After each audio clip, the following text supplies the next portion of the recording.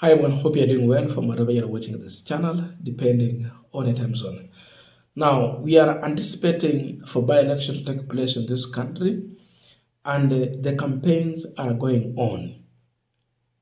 It is across the country.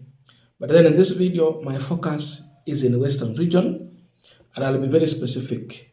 We have the Kakamega County, where we have an MCA by-election at Mundaha area in Kisa East Ward. Then we have the Malala constituency by-election after the death of the former area member of parliament. So, in Kakamega County, there has been a campaign going on, but if you look on the engagement that politicians are having with the people, you come to realize that we are losing the focus from the policies that this aspirant are coming with, all candidates, and the agenda they have. People are now being misled with the theatrics that these politicians are coming with on the ground and the power of money. Take, for example, the DCP deputy party leader, who happens to be the former Kakamega Senator, Malala, was leading a campaign.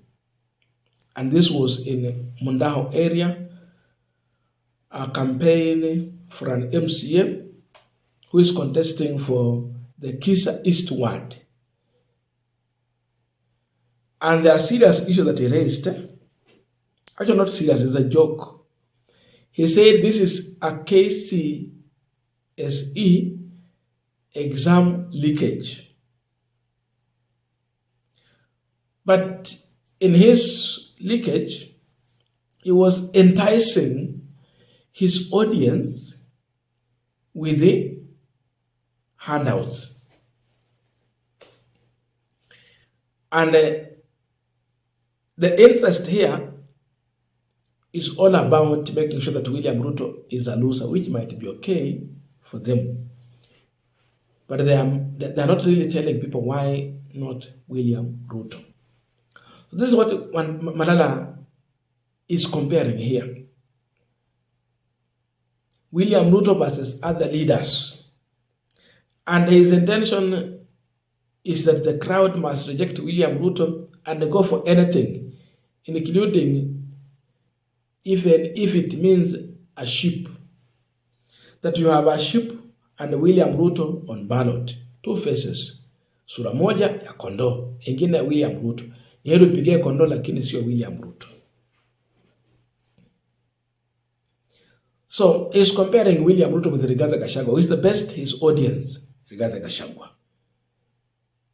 That if you have William Ruto on ballot and you have Kalonzo Musyoka, who is the best? Kalonzo Musyoka. With his audience, he's comparing William Ruto's image. You go to the ballot, you find the image of William Ruto. Then there is another image of Aluya. Of course, it's in Western. His audience, they rather go for Aluya, but not William Ruto. Now, I want to listen to Malala, then we'll go deeper in the discussion. But the audience that Malala was addressing is rejecting William Ruto for anything else. Niko na mtihani nitaka kuwapatia. Mkipata hiyo mtihani, mkipita hii maswali yangu 4.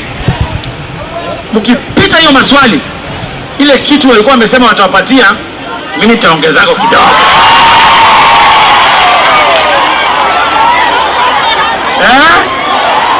Mko tayari? Na hii maswali ni kama mtihani. Ni kwa hii maneno nimeongea tu. Mkipata zote 4 naongeza. Mkianguka tu hata mmoja, hata siwapatii kitu sasa kabisa. Sasa ni maswali, mconcentrate. Mweke akili yenu hapo kabisa. Mko tayari? Hamko tayari? Swali ya kwanza. Leo hii mkienda hapa kwa polling station, mpate sura ya William Ruto na sura ya Muluya, mtapigia nani kura? Mmepita. Swali ya pili. Leo hii mkienda hapa kwa polling station mpate sura ya William Ruto na sura ya Rigiji, mtapigia nani kura? Mmepata. Swali ya tatu. Leo hii mkienda hapa kwa polling station mpate sura ya William Ruto na sura ya Kalonzo Musyoka, mtapigia nani kura? Mmepata. Swali ya mwisho, na hii ndio ngumu kwa yote. Mkianguka mmeenda nyumbani Butswa. Swali ya mwisho, leo hii mkienda kwa polling station mpate sura ya William Ruto na Kondo, mtapigia nani kura?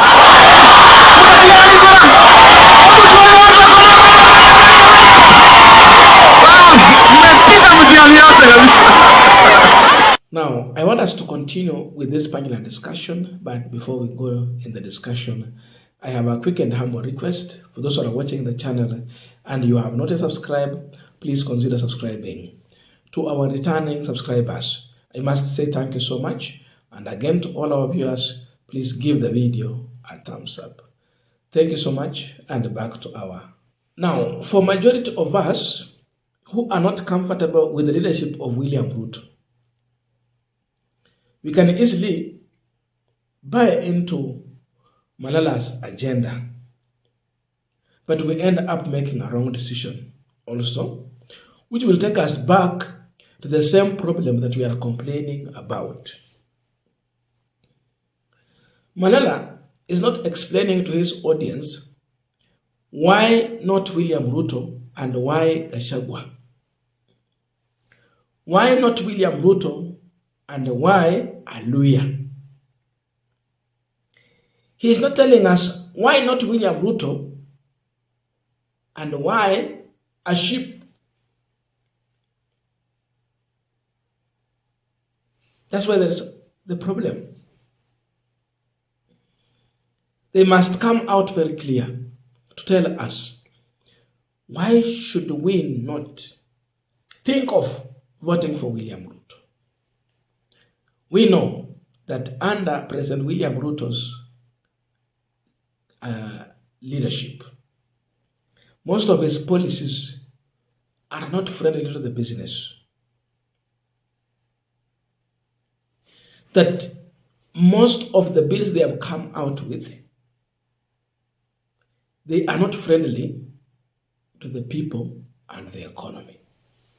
Look at Shah. There is still serious complaints about Shah. He is the only president who has come out and asked Kenyans to pay for the ID. And when you lose your ID, it's like you are buying another one. In your own country, you have been treated like a foreigner in your own country.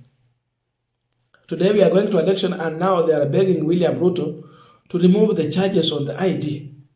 And due to the election, he is now forced to remove. But then you should ask yourself a question. What about after the election? We will be back there to pay for the ID.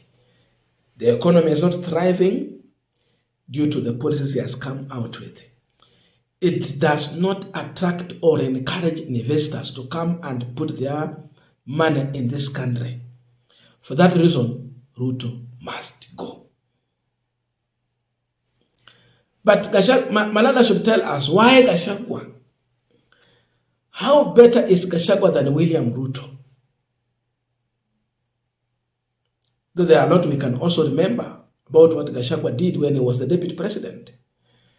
When we had protest, how he was handling protest. Kindiki was being sidelined. Gachagua was at the center stage. I don't know if he realized that the government of the day was misusing him. And if he was not able to detect that the government of the day was misusing him,